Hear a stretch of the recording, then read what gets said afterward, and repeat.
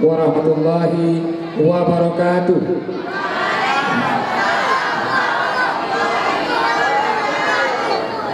Alhamdulillahi rabbil alamin alladzi khalaqal insana fi ahsani taqwim wa zayyanahu bil aqli salim wa mayyaza bihi minal bahaim. Asyhadu an la ilaha illallah wahdahu la syarika lah wa asyhadu anna Muhammadan abduhu wa rasuluh. Allahumma salli wa sallim ala nabiyyina Muhammad wa ala alihi wa sahbihi wa man tabi'ahum bi ihsanin ila yaumiddin. Amma ba'd. Bapak, Ibu semua yang berhadir, inilah rahmat yang tidak terhingga. Namun yang perlu ditanyakan adalah, kalau hari ini Lampana sudah maju, bagaimana Lampana ke depan? Bagaimana Lampana 20 tahun ke depan? Lampana 30 tahun ke depan? Ini pertanyaan yang sangat besar. Hari ini yang tua-tua ini, yang matanya sudah mulai rabun, igo kahanale, semangat yang mandonglah. Namun ketika ini sudah hilang semuanya, siapa yang menggantikan yang tua-tua ini? Maka kita sangat berharap kepada remaja awalnya, setelah remaja, dan semua anak-anak kita. Maka pada malam hari ini tepat sekali momennya, kita ambillah momen ini memperingati 1 Muharram. Bagaimana sejarahnya? Tahun Hijriah tidaklah ditetapkan oleh masa Rasulullah, namun tahun Hijriah ini diawali di masa Khalifah Umar bin Khattab. Dalam kitab Tarikh Khilafah, As-Suyuti menggambarkan bahwa awwalu man kataba tarikh Umar bin Khattab. Dalam kitab tuliskan bahwa orang yang pertama yang meletakkan tahun baru Hijriah itu adalah Umar bin Khattab radhiyallahu anhu. Ba'da sanataini wa nisfin khilafati. Ini bahasa kitabnya. Umar menjabat khalifah 2 tahun setengah.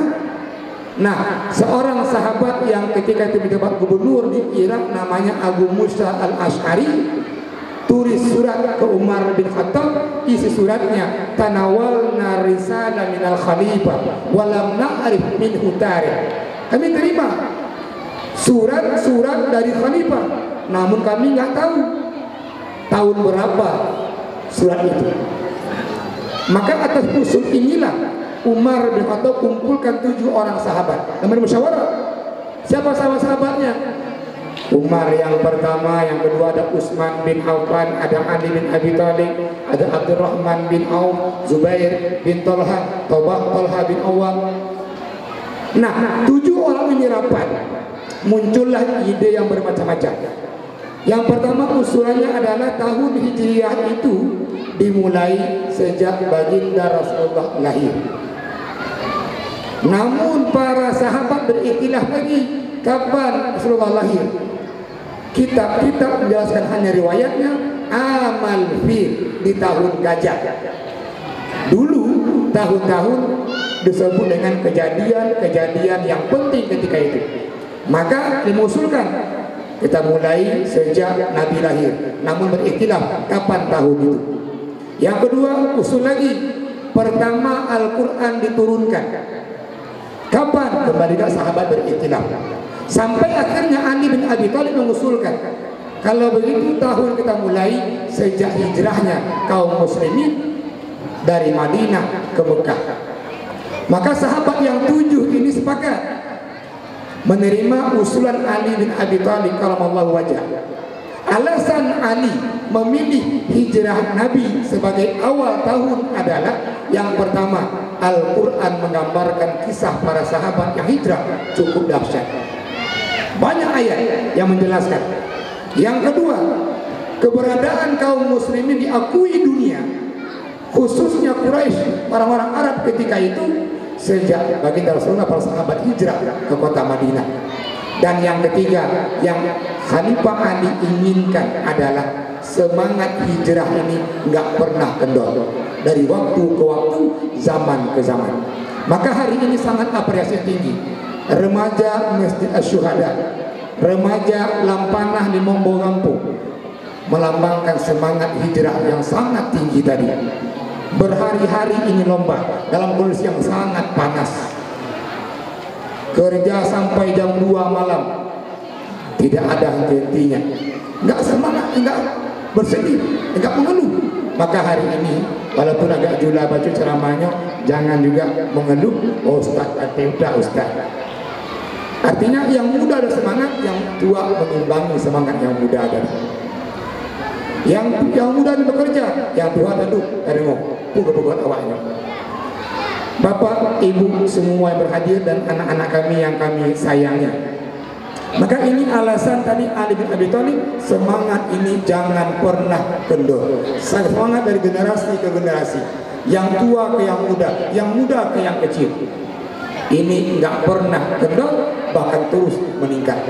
Maka malam hari ini kita sudah masuk 1 Muharram 1442, walaupun belum jam 12 malam. Bahkan dalam tahun Komariah, perubahan waktu itu bukan jam 12 malam, namun tenggelamnya matahari, kita sholat maghrib, setelah sholat maghrib tanggal itu sudah berubah.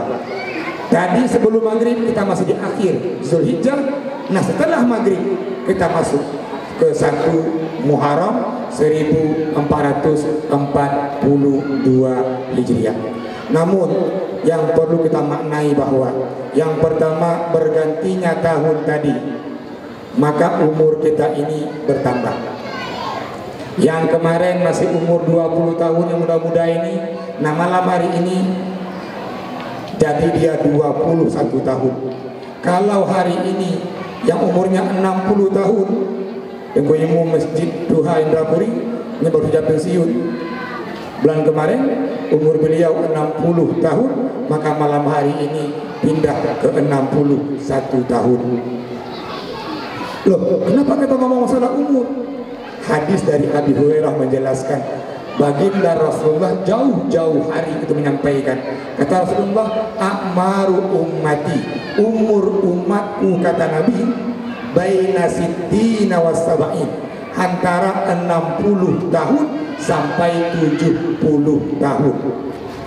Kalau hari ini Imam Masjid Duha Indrapuri 61, ya itu mundur aja, nanti kurang lebih sekurang tunduk. Tengku Saifullah hari ini 65 tahun, berarti tinggal 4 tahun lagi jatahnya. Yang lain silahkan hitung sendiri.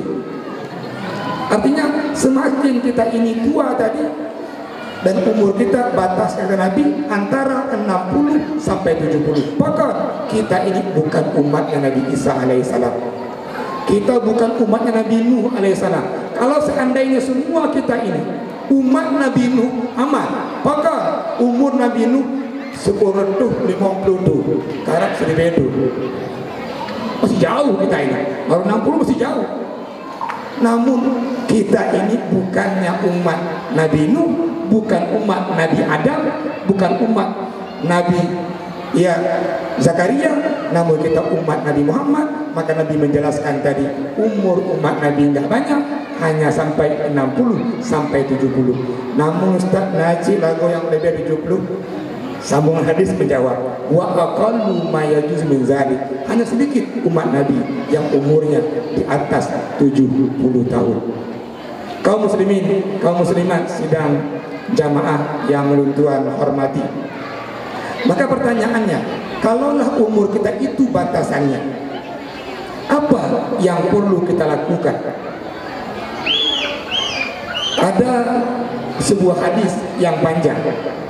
Ini hadis menjelaskan bahwa boleh umur kita itu hanya 60 tahun, namun kita bisa hidup bahkan ribuan tahun, bahkan ini ratusan tahun. Nah, bagaimana caranya kita bisa hidup ratusan tahun, kita bisa hidup ini ribuan tahun, walaupun yang realnya 60 sampai 70.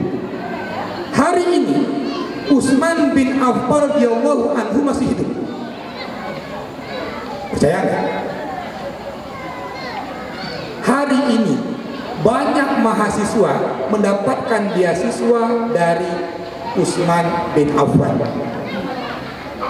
Hari ini setiap tahun para fakir, para miskin itu mendapatkan jatah dari Utsman bin Affan.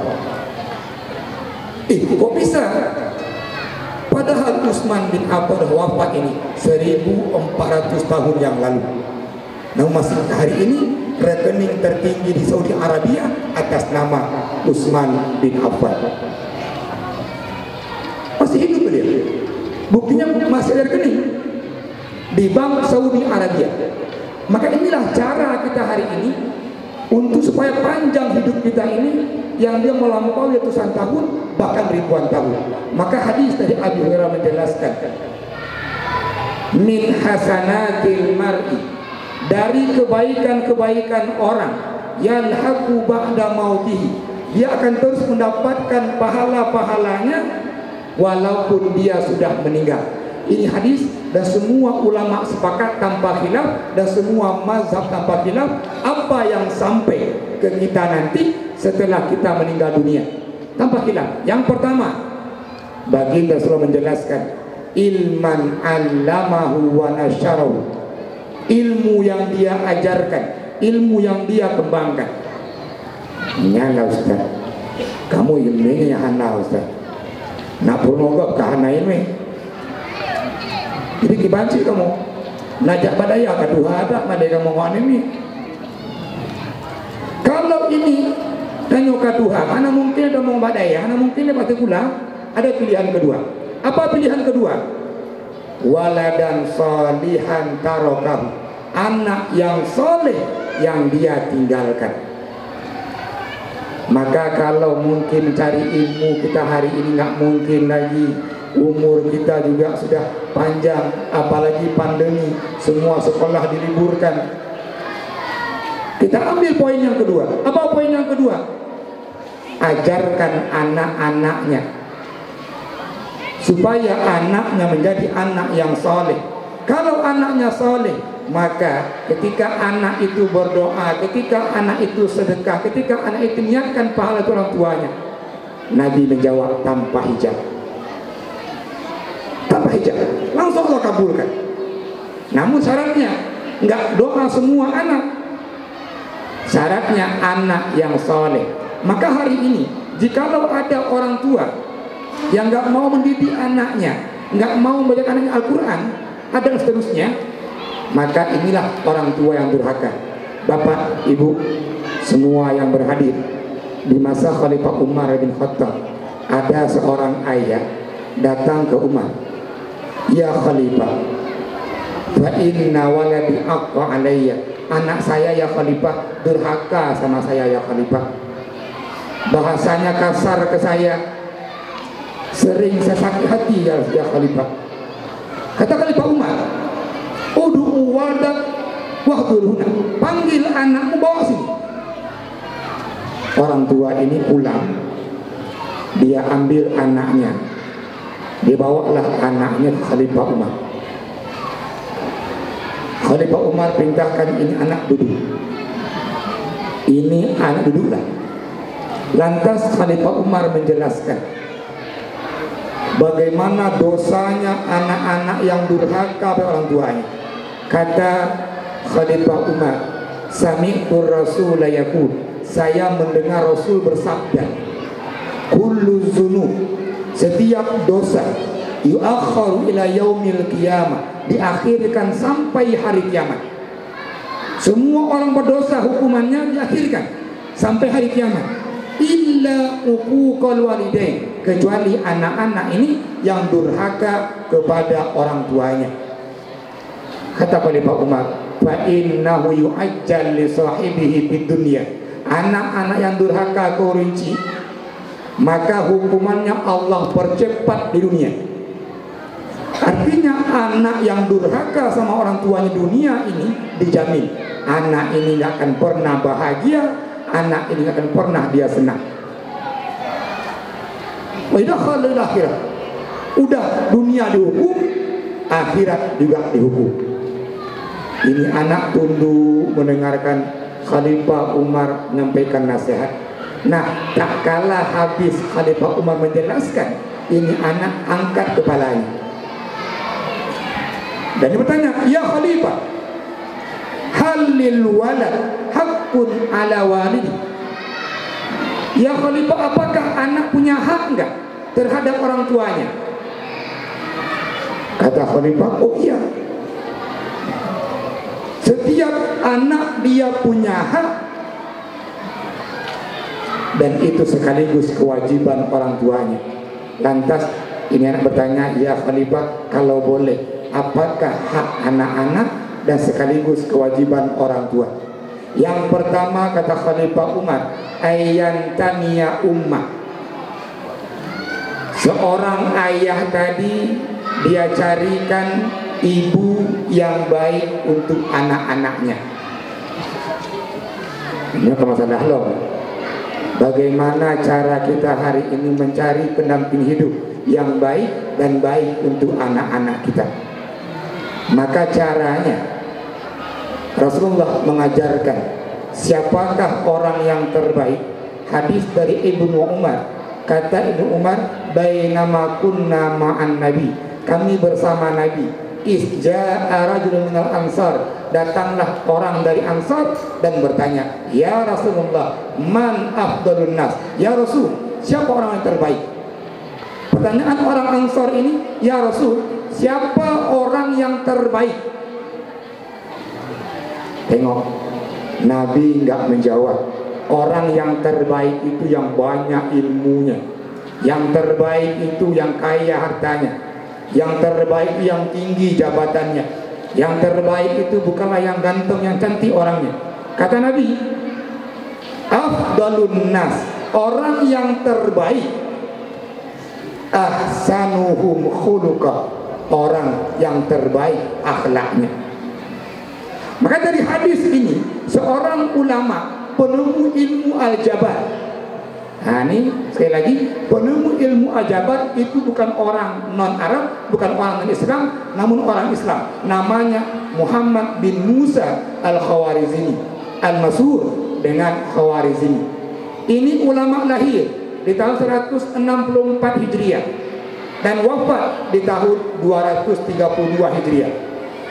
Karena ini orang suka buat rumus-rumus, kan dia pakar al-jabar, ahli al-jabar, ditanyalah sama Khawarizmi, ya Syekh, apa rumusnya orang itu dia menjadi orang yang terbaik? Maka Khawarizmi berikan rumus. Ini rumusnya. Kata Khawarizmi, idza kana lil insani za khuluqin, kalau orang punya akhlak, fa'udhifa wahid, berikan dia nilai 1. Berarti orang kalau punya akhlak berapa nilainya?